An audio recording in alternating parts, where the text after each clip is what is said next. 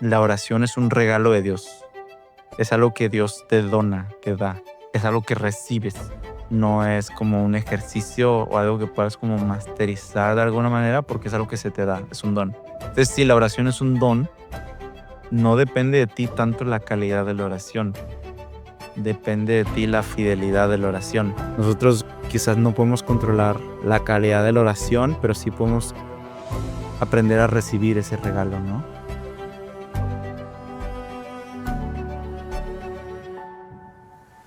¿Cómo estás, Diego? Muy bien, ¿y tú? Bien, gracias a Dios. Salud. Bueno, yo ya abrí la Salud. mía. Yo estoy batallando para abrir mi Justo, cerveza. es que justo yo dije de que, híjole, si pongo aquí a grabar esto y estoy como que en ese mismo problema de que prefiero como tenerla ya abierta. Neta. Ahí está. Yo evidentemente no fui previsor y acabo de hacer el ridículo porque no supe abrir mi cerveza, pero ni modo, salud. Salud, salud. Oye, pues quería preguntarte un poquito.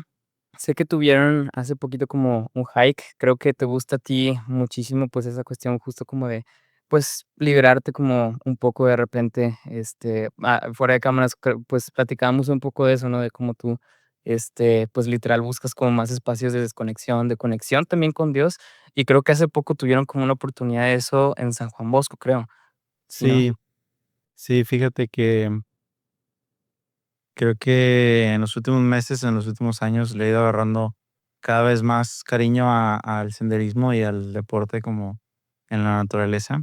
Justo ahorita que me preguntabas, me acordaba que eh, la verdad empezó un poco hace 2 años que tuve la oportunidad de hacer 100 kilómetros del Camino de Santiago en 5 días. La vida.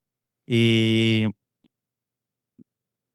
creo que, o sea, ya desde antes, o sea, antes de ese momento, sí me gustaba hacer senderismo, sí irme a la montaña, pero como muy ocasionalmente, ¿no? Entonces, cuando supe que iba a tener esa oportunidad, como que empecé a entrenar, empecé a ir mucho a hacer como ese tipo de ejercicio y regresando, pues cada vez lo fui haciendo un poquito más, ¿no? Y creo que ahorita estoy como en mi época más aventurera y pues la parroquia universitaria de San Juan Bosco todos los años en octubre organiza el Sendero de Nuestra Señora del Pueblito, que es una ruta de senderismo a través de la Sierra del Fraile. Tú llegas por el lado de las Grutas de García, o sea, literal, em, o sea, te estacionas en el estacionamiento de las Grutas de García y ahí comienza el recorrido. Son 25 kilómetros a través de la Sierra del Fraile y cruzas toda la sierra hasta llegar a Hidalgo, a Potrero Chico, ¿no? En Hidalgo está la parroquia Nuestra Señora del Pueblito y ahí tenemos misa. Entonces, todos los años, durante los últimos 15 años, ha sido el mismo plan. Lo organiza em, la parroquia y es muy padre. Tuve la oportunidad de hacerlo el año pasado por primera vez y este año me animé a hacerlo acampando. Entonces, yo y un grupito de otros, éramos 6 en total. El mero día solo llegamos 5 porque un amigo mío se sintió mal del estómago y dijo de qué. Ajá.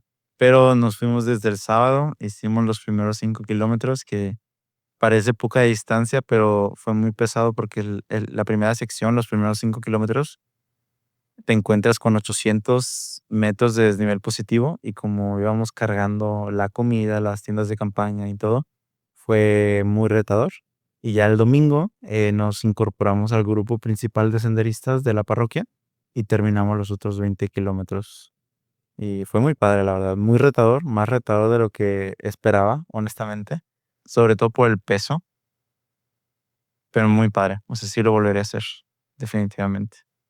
¿Tú dirías que es como podría ser como un entrenamiento para el Camino de Santiago? Porque, o sea, la neta te comparto, yo desde hace rato quiero hacer el Camino de Santiago, ¿sabes? Pero, o sea, justo dices 100 kilómetros en 5 días en el Camino de Santiago, ¿no?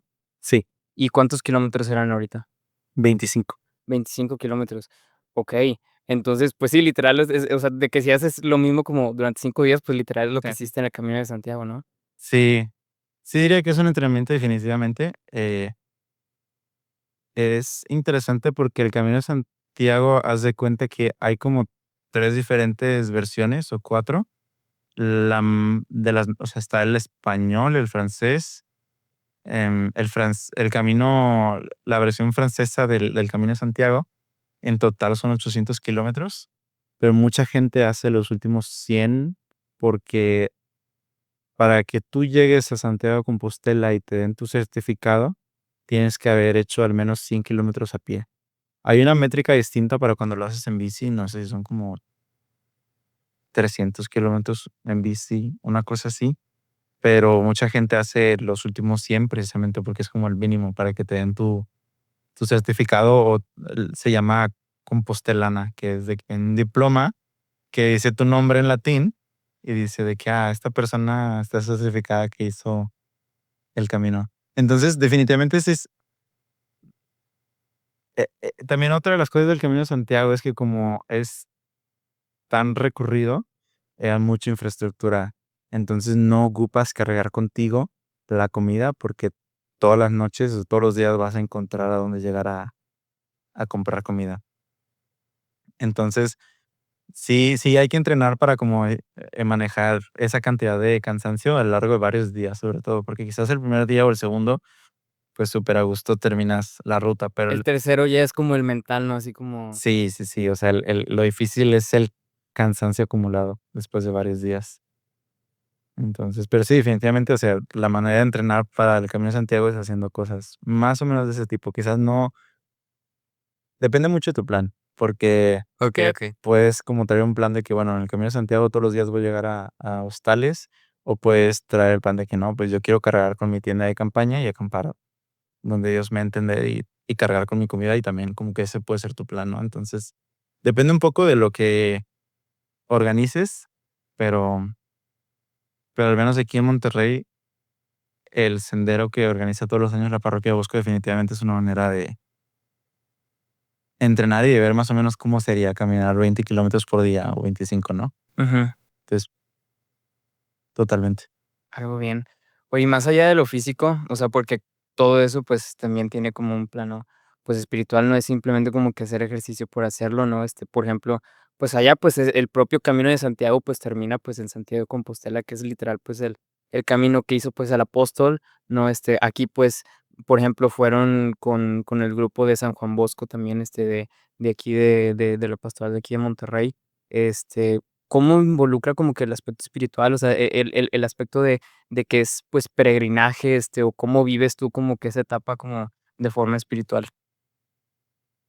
Creo que hay muchas maneras de verlo y muchas personas distintas podrán compartirte como las diferentes maneras en las que el senderismo o el montañismo, o como quieras, cuál sea tu tipo de actividad que hagas como en la montaña.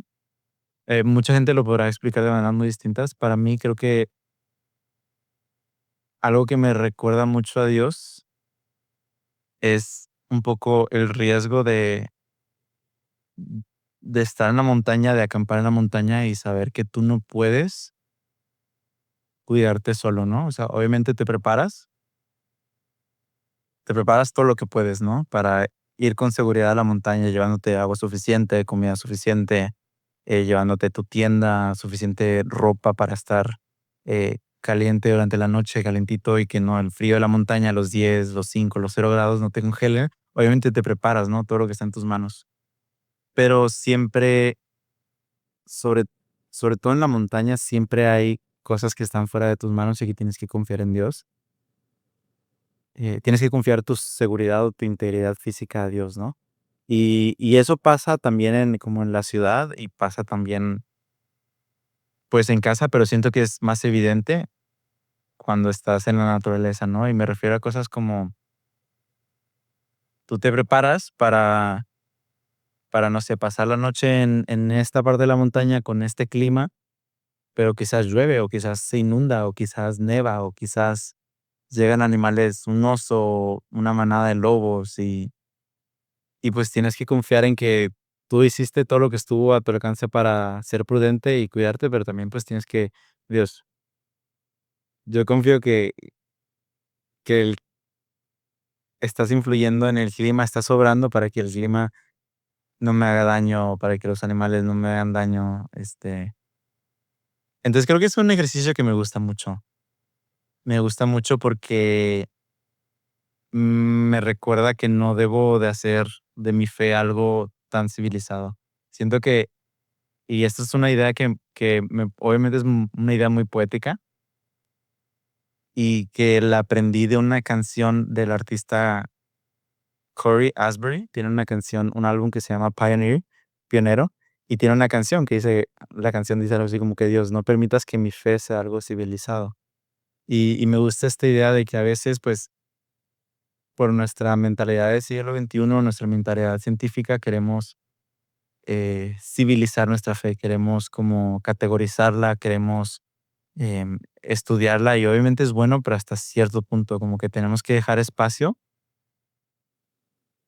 Para confiar. para, para confiar, para que sea un misterio, para ejercitar más el corazón que la mente. Entonces siento que esos momentos donde estás afuera en la montaña acampando, donde hay riesgos, pero a pesar de los riesgos decides seguir adelante, al menos para mí siempre es un ejercicio de que Dios,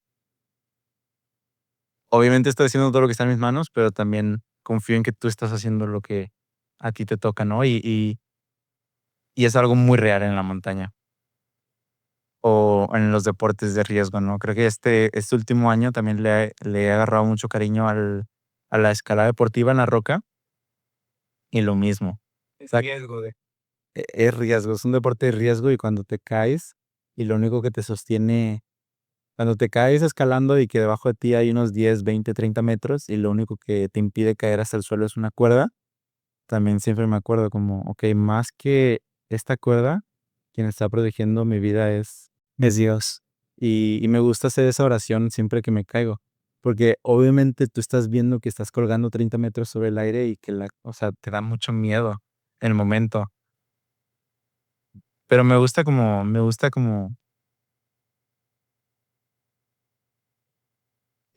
ese lugar donde l- ya hiciste todo lo que está en tus manos y lo último que queda es confiar en Dios.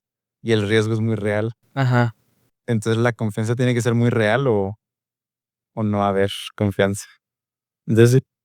Sobre todo porque sí, o sea, en esas situaciones donde titubeas tantito y es como de, pues, también ahí puede acabar tu vida literal. O sea, en casos extremos, claramente digo, o sea, pues tú dices que te gusta la escalada y que pues literal está sosteniéndote y así, pero hay personas luego que hasta le gustan cosas más extremas y pues se van de que a la montaña igual de que sin arnés y así, y Y a está ver, complicado. el punto no es ser imprudente. También, O sea, no, justamente, no sí. estoy diciendo de que sean imprudentes, váyanse a la montaña a encontrarse a Dios, ¿no?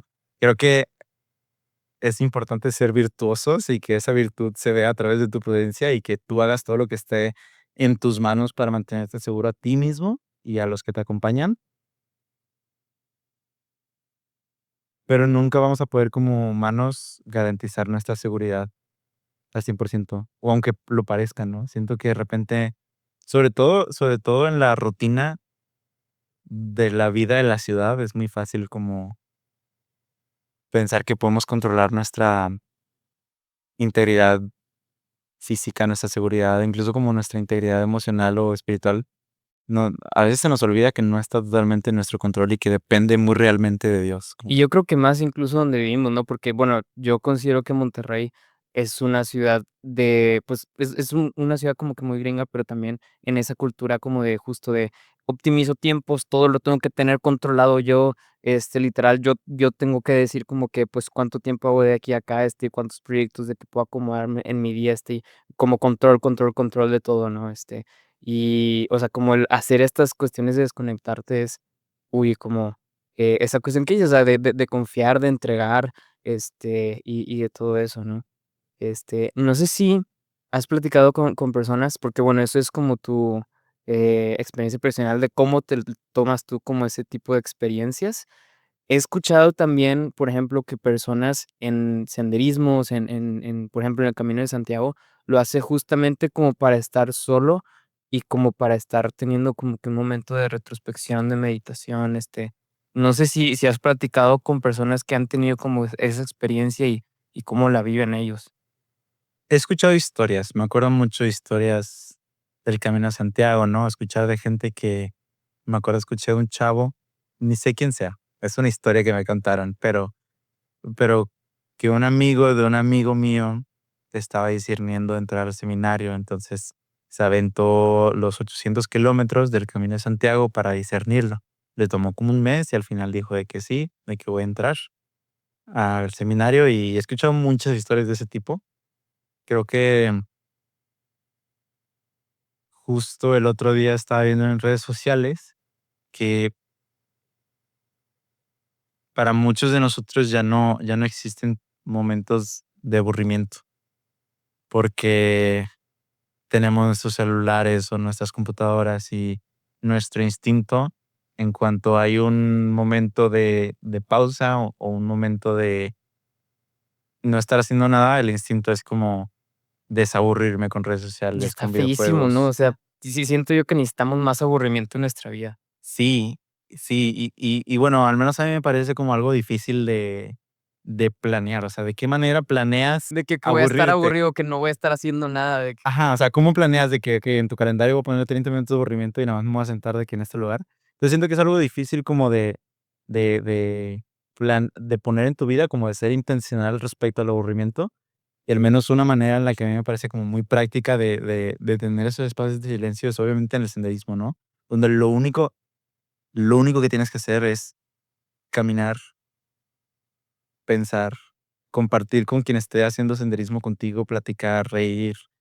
Y disfruto mucho esa experiencia de tenemos al día, le faltan 3 horas para que se oculte el sol, de que, pues, media hora vamos a ir platicando, y luego media hora vamos a ir caminando en silencio, y luego vamos a ir contando chistes, y luego vamos a ir como hablando de cosas serias. Y creo que hay mucho espacio para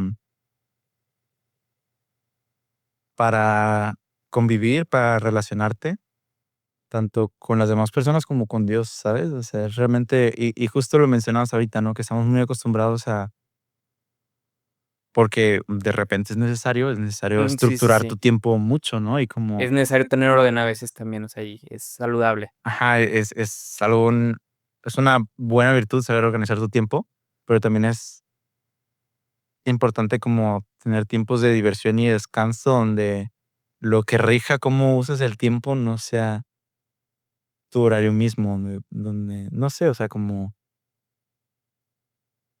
sí, como momentos solo de disfrutar y de no estarte preocupando qué es lo siguiente y de solo existir. Entonces, creo que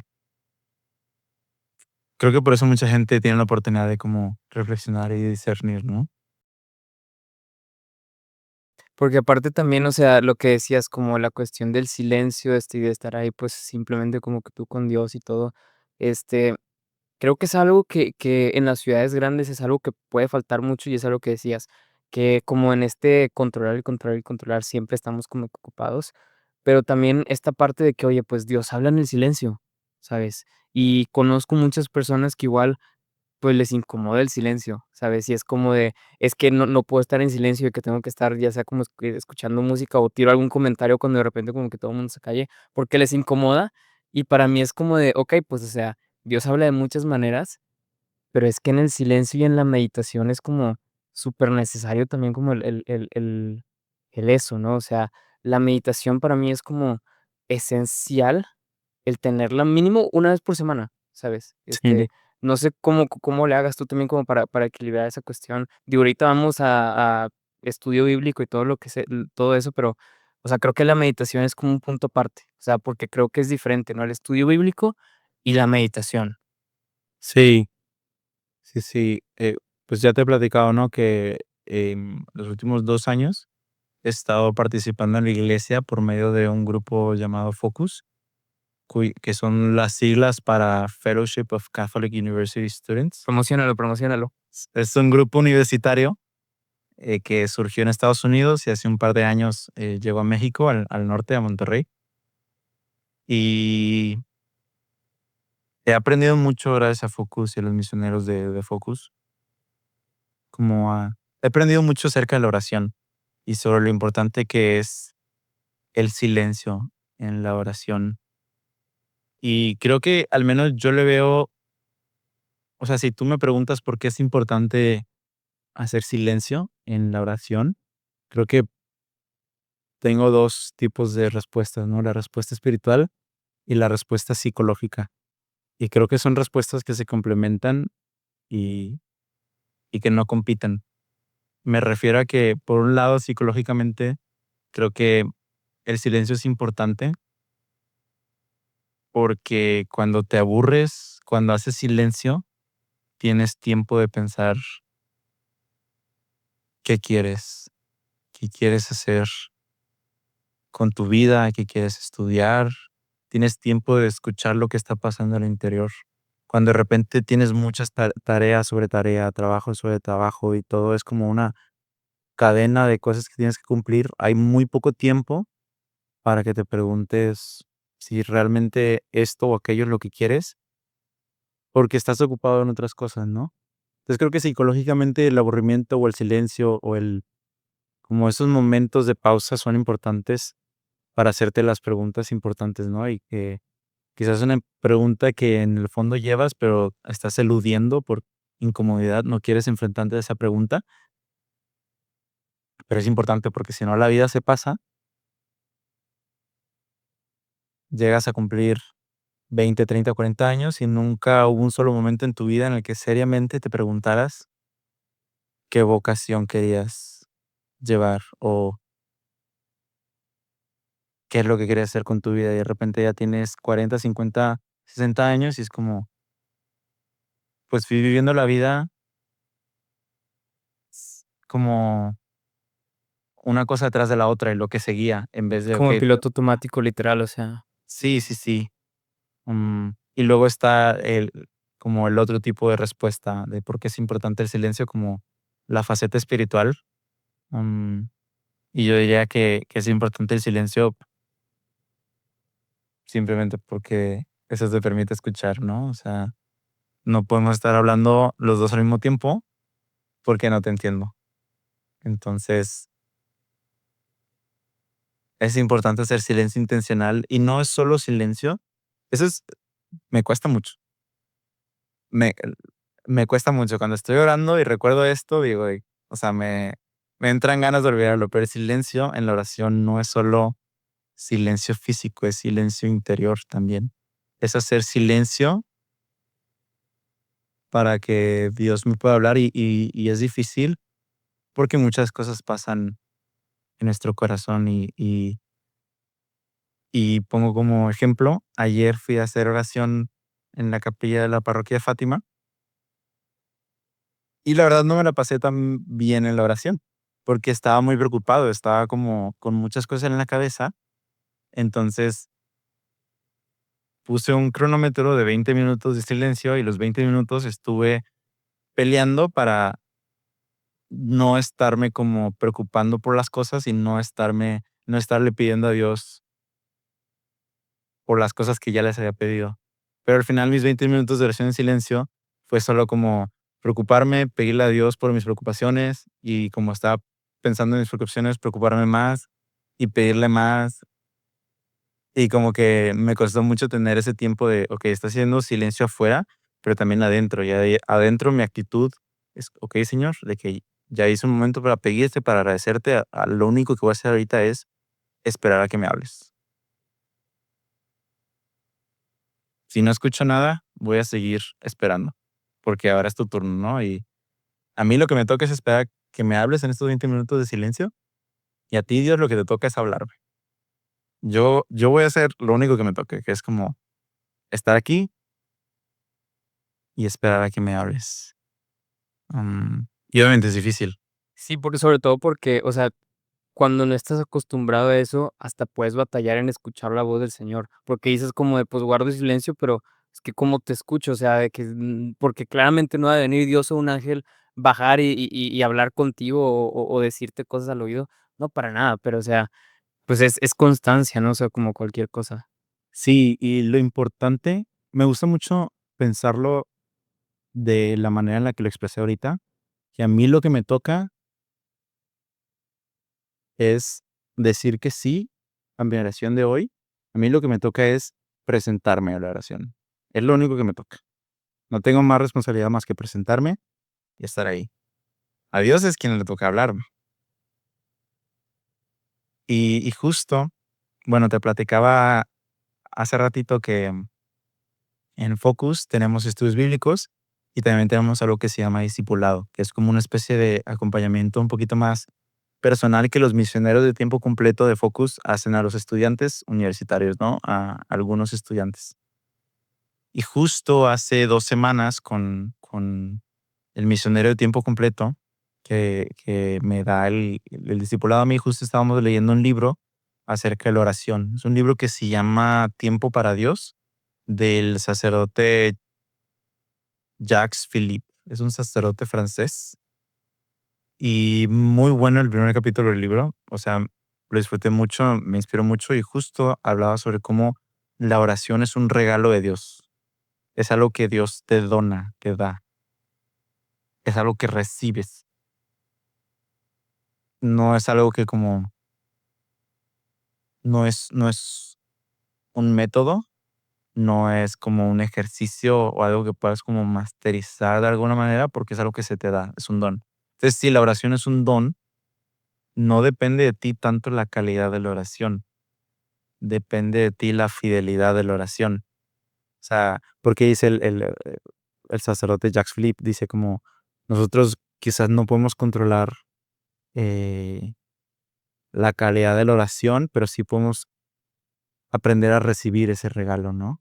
Y aprender a recibir ese regalo se ve siendo constante, presentándote. Entonces, como que preocúpate más por la fidelidad de tu oración que por la calidad, porque la calidad no depende de ti, la calidad depende de Dios, ¿no? Y entonces solo como que vas practicando en recibir ese don y vas, pues como todo, haciéndote mejor al recibir ese don, ¿no? De la oración. Entonces, obviamente una cosa es entenderlo a nivel intelectual y otra vivirlo, ¿no? Pero creo que es, o sea, como ir descubriendo ese tipo de cosas sobre la oración sí arroja luz y sí arroja luz sobre la oración. Mm.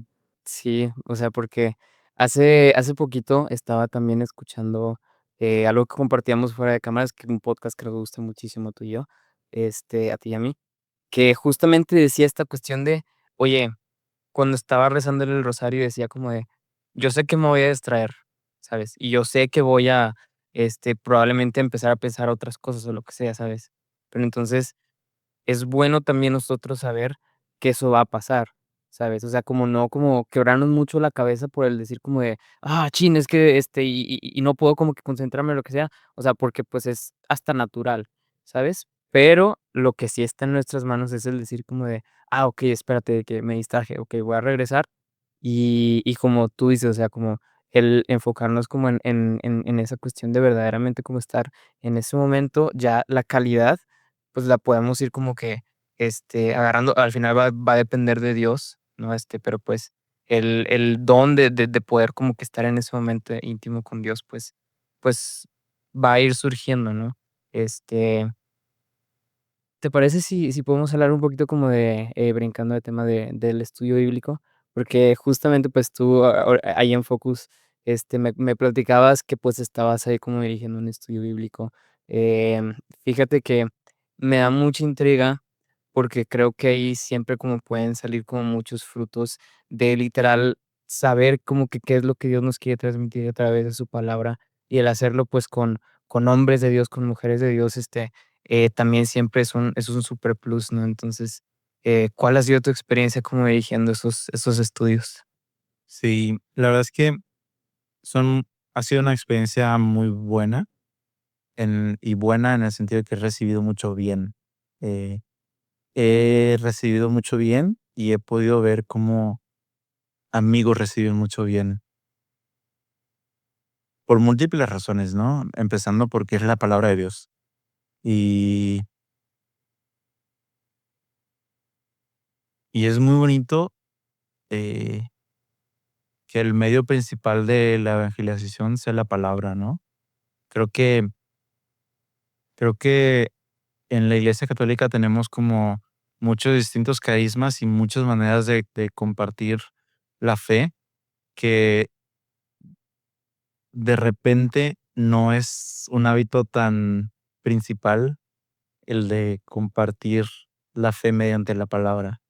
De repente es algo quizás un poco secundario o no tan principal, ¿no? Pero realmente es como, es muy bonito porque yo muchas veces pienso, dirigiendo un estudio bíblico, pienso como, ¿quién va a querer venir de mi clase de programación o de los que están sentados en mi materia, en mi salón de matemáticas, de que de seguro nadie va a querer venir? Pero luego te vas dando cuenta que hay algunas personas que siguen viniendo y la verdad, qué incrédulo yo. Pero sí me sorprendo y digo, wow, o sea, re- regresan por la palabra, ¿no? Y obviamente regresan por los amigos que están haciendo en el grupo de estudio bíblico y por la gente, pero, pero hay mucha riqueza espiritual que no siempre se ve, no siempre está a la vista, pero hay mucha riqueza espiritual en compartir la palabra e invitar a gente al estudio bíblico de repente es un poco retador, porque la idea que Focus nos invita a vivir es, pues, que tú estás en un salón de clases y invitas a tus compañeros de proyecto al estudio bíblico, o a la persona que te topaste en el camión, o al chavo que conociste en el gimnasio de la universidad. Y me ha tocado chavos que de plano me batean a la primera y no van, o chavos que no saben si quieren ir, o chavos que era lo que necesitaban, ¿no? Entonces, ha sido muy bueno desde esa parte de que hay mucha exposición a la palabra directamente y como una manera muy, muy honesta, como te estoy invitando a estudiar la palabra de Dios. Este, Tal cual, así ¿quieres? es la cosa. Si quieres o no quieres. Y realmente así se ven muchas de las invitaciones. O sea, es como, ok, conozco a fulano de mi clase de algoritmos. Hicimos un proyecto juntos de clase unas 3, 4, 5 semanas. Oye, fulano, ¿quieres ir a estudio bíblico de vatos los martes a las 3 de la tarde? Está chido, jalas y, y como que es muy directo, ¿no? Entonces, de repente sí saca, o sea, como que es una pregunta muy directa, pero también es muy bueno tener los estudios bíblicos, o en mi experiencia, algo muy bueno que he visto es, y creo que es mi motivación principal o sea, es mi motivación principal para seguir dirigiendo estudios bíblicos, ¿no? Porque de repente es un reto, entre tanta tarea y tantos pendientes, es un reto hacer tiempo para dirigir un estudio bíblico, pero mi motivación principal muchas veces ha sido em, la, la necesidad que hay de amistades reales en la universidad. O sea, creo que una universidad es de los lugares más solitarios que existen en una ciudad. Creo que hay mucha soledad, mucha tristeza que no vemos la cantidad que hay. Y, y me ha tocado varias veces como darme cuenta que la gente más disponible para venir a estudio bíblico es gente que necesita amigos. Y no lo digo como de una manera, como, como manera de insulto o a manera como de menospreciarlos, pero hay una gran necesidad y yo mismo he experimentado esa necesidad de amistad en varios puntos de mi universidad y creo que es muy bueno tener un espacio eh, como para esa amistad, para ser intencional con los demás y Focus nos invita mucho a eso, a que el estudio bíblico no solo sea una clase, que no solo sea como una tarea que tienes que cumplir, sino que realmente le dediques todo el corazón y que seas intencional y que ofrezcas amistad sincera, porque al final lo que convierte a una persona, lo que lo hace decidir seguir a Cristo no es una idea, no es de que, encontré la fórmula correcta, me voy a convertir, sino es una amistad. O sea, realmente pienso que la amistad es la razón por la cual la gente decide seguir a Cristo, o sea, amistad con una persona en específico que vive en el siglo XXI en la tierra como humano, o sea, la amistad con Jesús, ¿no? Pero al final no es una idea lo que te da esperanza, te da motivación, te convence, es una persona. Sea Jesús o sea un amigo que te invitó a estudio bíblico. Que es Jesús a través de esa persona, Que ¿no? es Jesús a través de esa persona, ¿no? Justamente. ¿Por qué hay mucha soledad? No dudo que fuera de la universidad, en la ciudad, haya mucha soledad y tristeza y falta de amistad, pero como de manera muy especial, es impresionante. Eh, y Focus nos invita a hacer los estudios bíblicos, hombres y mujeres por separado. Y siento que de repente esto puede como ser medio curioso o como causar intriga, duda, pero yo creo que es importante porque siento que ya casi no hay este sentido de hermandad y que sí, o sea, siento que es importante que haya un lugar donde hombres puedan compartir con hombres qué significa ser bueno, qué significa amar a Dios, qué significa hacer lo correcto. Y es un espacio que ya no hay mucho en la sociedad hoy en día. Siendo que es muy fácil como dedicarle más tiempo y esfuerzo a tus amistades mujeres por si surge la oportunidad de salir con alguna de ellas o de tener novia, ¿no? Y quizás inconscientemente no le dedicamos tanto tiempo a nuestras amistades hombres porque pues no hay tanto que pueda sacar de esa persona, pues no voy a ser su pareja o no me voy a casar con mi amigo, Como entonces muy pues transaccional, ¿no? O sea, como exacto, siento que es muy fácil, si no lo haces consciente, es muy fácil dedicarle más tiempo a personas de las que sabes que puedes sacar algo a cambio. Entonces, como tener ese espacio de hombres, de hermanos, para hablar de Dios, pero también para ser intencionales, creo que es muy bueno. Y creo que sana muchas cosas, y en muchos niveles, no solo como en temas de soledad y amistad, sino incluso también como, o sea, ese bien que está sanando se ve reflejado en mis amistades con amigas mujeres, a pesar de que el estudio es solo de hombres, ¿no? Y cosas por el estilo. Entonces, realmente creo que es muy bueno. Y y lo he visto porque lo he vivido yo, o sea, lo he vivido yo como integrante de un estudio bíblico y también lo he visto dirigiendo el estudio. fíjate que o sea, nunca lo había pensado de la forma que lo dijiste, de que las universidades es un lugar de mucha soledad. Porque, o sea, muchos pensarían de que, sí, de que la universidad y fiestas, y amigos, todo eso, pero tienes razón, o sea, hay mucha gente que tiene mucha necesidad, pues, porque muchas veces hay alguien que no se le acerca a nadie o que no encaja simplemente con la gente que está alrededor o lo que sea. Y tienes, o sea, la verdad tienes mucha razón como en eso.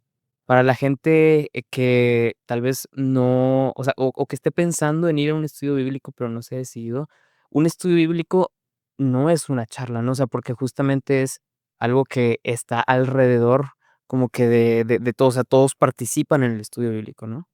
Sí, o sea, Focus nos invita mucho a que no se vea como una clase y de hecho si estás yendo a un estudio bíblico y se ve como una clase, red flag, bandera roja, ¿no? Porque la idea es, al menos como se ve en los estudios de Focus, es que la organización de Focus nos da unas guías y se leen varios versículos de diferentes libros de la Biblia que tienen una línea, o sea, sí existe una línea de reflexión y existe un punto de la sesión, o sea, la sesión de tu estudio bíblico, sí hay que llegar a un punto, pero la idea es como ir leyendo estos pasajes y el guía, de hecho, no, en discipulado precisamente, se nos prepara para dirigir los estudios bíblicos y nos dicen, nos enseñan que el estudio, la persona que dirige el estudio bíblico tiene tres roles que fungir. Es un tránsito, porque es la persona que coordina el flujo de la conversación. Entonces, así como un tránsito está coordinando de que, okey, este carril avanza y este detente, y tiene que hacer que todos los carriles avancen como más o menos al mismo ritmo, que no haya una preferencia a un carril sobre otro, pues, de la misma manera, alguien que dirige un estudio bíblico tiene que asegurarse de que todos participan, y que la persona que no está participando tanto, pues, que haya ese espacio para que se sienta libre de compartir. Y la persona que quizás está hablando mucho, qué bueno, pero también es importante que todos hablen, ¿no? Entonces, un rol de alguien que dirige el estudio bíblico es ser como un tránsito, pero también ser como un animador, como un porrista. Te tiene que animar a compartir y a reflexionar, y tiene que asegurarse que no lo estás viendo como clase, sino que celebro que estés aquí compartiendo. Y obviamente hay maneras de hacerlo, ¿no? No es tanto como dijiste algo de que un sticker o de que De que estrellita para felicidades, los sí. pero ajá, o sea, consciente o inconscientemente, la persona que atiende el estudio bíblico tiene que sentirse celebrado al participar, que su participación no sea como, ay, espero sacarme la respuesta bien o mal, sino que diga algo con libertad. Entonces, quien dirige un estudio bíblico es un tránsito, es un porrista y ¿cuál era la tercera? No, porque eso es lo mismo que porrista. No, No me no lo acuerdo, ¿eh? mencioné, no lo mencioné. Pero el punto es que, o sea, un estudio bíblico, más que como una clase, es hay una guía, se comparten los versículos que vamos a leer y los vamos como platicando y los vamos conversando, y el guía obviamente se asegura de que más o menos se siga la línea de ya me acordé, guía de senderista. Así como cuando vas al sendero, a la montaña, y tiene que ver a alguien que indique el camino, por la seguridad de todos y por el bienestar de todos, asimismo también el guía del estudio bíblico tiene que asegurarse de que van por buen camino. Y también, o sea, si surge alguna duda o una pregunta seria que requiere como una respuesta un poquito más informada o precisa, pues que el guía del estudio bíblico esté capacitado para dar esa dirección en el sendero, ¿no? Entonces, obviamente el guía está preocupándose de que todo el mundo participe y que vaya enfocado en la conversación, pero al mismo tiempo hay ese espacio para que todo el mundo sea libre de compartir. Y que más que sentirse como una clase donde hay respuestas correctas e incorrectas, que sea como voy a compartir porque esto es lo que está recibiendo en mi corazón, y ese compartir me deja ver en los demás. O sea, quizás yo no soy el único que me estoy preguntando esto, o, sabes que no lo había pensado de esta manera, yo estaba ciclado pensándolo de esta otra. Y y lo más importante es como esa amistad que se forma al compartir y saber que no sigues a Cristo solo. Y que estas dudas acerca de Dios no las tengo solo yo, y que sí, como que Focus nos invita mucho a que esa sea la experiencia del estudio, no solo una clase, sino como una comunidad, ¿no? Una amistad. Entonces se ve, obviamente llegas al estudio, hay una guía, se van leyendo los versículos y, o sea, no dudo que alguien le pueda encontrar una similitud a una clase, pero la mentalidad es distinta y se ve reflejada como en la vivencia, ¿no? Entonces sí. Qué bien. Oye, ya para finalizar, por el tiempo tal vez no nos va a dar como la libertad para indagar muchísimo en esto, pues podemos ya como verlo más profundo, pues platicando en otro momento, lo que sea. Pero te quería justo como preguntar, pues de tu experiencia, de cómo ves tú ahorita la misa, porque creo que tienes como un testimonio fuerte ahí, también en eso, como de la importancia que tiene como que la misa y de cómo la vivimos y todo esto. Entonces, pues si quieres, pues de forma breve, pues ¿cómo es para ti ahorita como que esa experiencia y cómo llegaste a eso? Sí. Sí, es un testimonio que nos llevaría a otros 40 minutos, otra hora. La verdad, con mucho gusto después lo platicamos, porque creo que hubo un par de meses, medio año de mi vida donde dudé mucho acerca de todas las interpretaciones católicas de Jesús. Fue una etapa en donde como particular porque en ningún momento dudé de Jesús tal cual, solo dudé de las interpretaciones Católicas. católicas de la Biblia y del quién era Jesús. Entonces hubo un momento donde como le agarré mucho escepticismo a la misa y me acuerdo muy gráficamente de estar en domingo en familia, estarme formando en la fila de comunión sin saber si quería comulgar, porque si ese pan no era Jesús y yo me estaba hincando ante el pan, eso era idolatría y los idólatras no entran al cielo. Pero si ese pan era Jesús y no comulgaba, entonces me estaba perdiendo de lo mejor que le pudiera pasar al ser humano, que era pues entrar en comunión con Cristo Jesús, ¿no? Entonces, creo que es algo que podría compartirte con mucho gusto después y con un poquito más de tiempo, pero eh, tener como esa crisis de fe fue retador, fue difícil, fue confuso, pero a largo plazo fue una bendición muy grande para mí porque si pudiera describirlo de esta manera, antes de esa crisis, para mí la misa estaba en blanco y negro y después de eso está a color y a sabor y a olor. Y realmente la manera en la que lo comparto, siempre que lo comparto, lo describo de esta manera porque desde que sucedió fue como, wow, es que la misa significa algo como completamente distinto y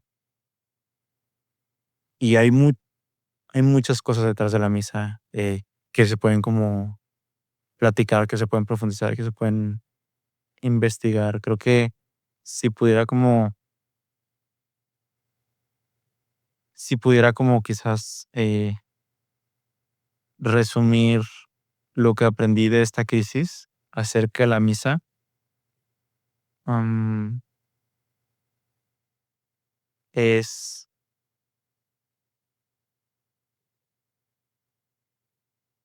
que obviamente Dios está presente en nuestras vidas de muchas maneras, ¿no? Porque Dios lo ve todo, lo sabe todo y lo puede todo. Am, y Dios no necesita que tú estés adentro del templo en la liturgia para obrar en tu vida. O sea, Dios no necesita eso. Pero Dios ha decidido que la manera ordinaria de hacerse presente es en la misa. Y obviamente lo hace de maneras extraordinarias, pero por alguna razón, en su infinita sabiduría, él decidió que la manera ordinaria, cotidiana, de hacerse presente e intimar contigo, la manera en la que Dios ordinariamente decide intimar contigo es a través de la misa, ¿no? Y, y es una de las únicas dos oraciones oficiales que tiene la Iglesia Católica. O sea, si tú le preguntas a la Iglesia Católica cómo rezar, solamente tiene dos respuestas: misa y liturgia de las horas. Y como que es importante reconocer eso, ¿no? Am, y cuando Jesús dice en el Evangelio que yo estaré con ustedes todos los días hasta el fin del tiempo, la manera ordinaria en la que se cumple esa profecía es en la misa. Todos los días hasta el fin del mundo va a haber misa. Y desde que Jesús vino al día de hoy, se ha cumplido eso todos y cada uno de los días, ¿no? Eh, entonces, no estoy diciendo que es la única manera en la que Dios se hace presente y en la que Dios eh, como intima contigo, pero es la manera ordinaria. Y si pudiéramos decirlo así, incluso es como la manera predilecta, ¿no? Por alguna razón Dios decidió que, en su sabiduría, decidió que esa era la manera, ¿no? Entonces, digo, hay mucho que pudiéramos compartir, Sí, sí, sí. honestamente, Luego pero lo creo que si lo pudiera resumirlo, lo resumiría de esa manera, ¿no? Que, o sea, no es cualquier cosa. ajá, sí, sí, sí. Pues, muchísimas gracias por tu tiempo. Verdaderamente sé que por el ritmo de vida que tenemos de repente aquí, también, pues, todo lo que queremos que Dios actúe en nuestras vidas, pues, es difícil apartarnos este tiempo a veces, pero, pues, eres un hombre, pues, de mucha fe. Te admiro muchísimo por eso. Entonces, muchísimas gracias por compartir aquí este tiempo conmigo. Muchas gracias por invitarme. em, Gracias a Dios, porque la fe es un don, es algo que se recibe, y pues sí, muchas gracias por invitarme.